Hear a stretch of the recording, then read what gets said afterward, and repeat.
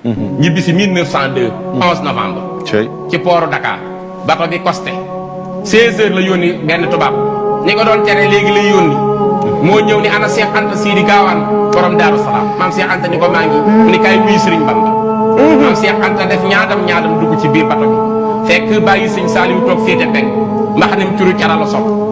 mu ngi bokk kaamilu alquranul karim ak fulkul maskuur di jëm ju tuuti niru sëñ Abdul Xaadir rafet ba mel ni sëñ Basiiru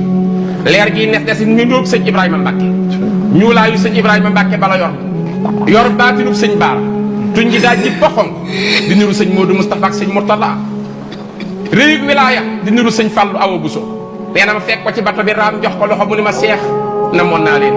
Seex mu ni ko Mbacke mu ni ko kaay leelal ma wey Seex kaay nga wàññil ma kawar gi jox ko saaf Seex seen waa ji dem na ba ñëw waaye rusul ko jaar ci ay jéegoom xoolaat fi mu jaaroon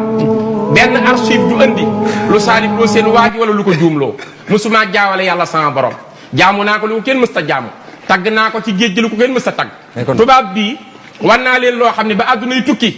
tubaab bi di ko nettali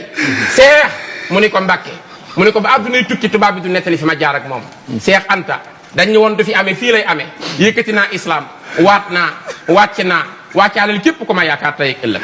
1902 la fukki fan ak juróom ci baraxlu Saabaan ci la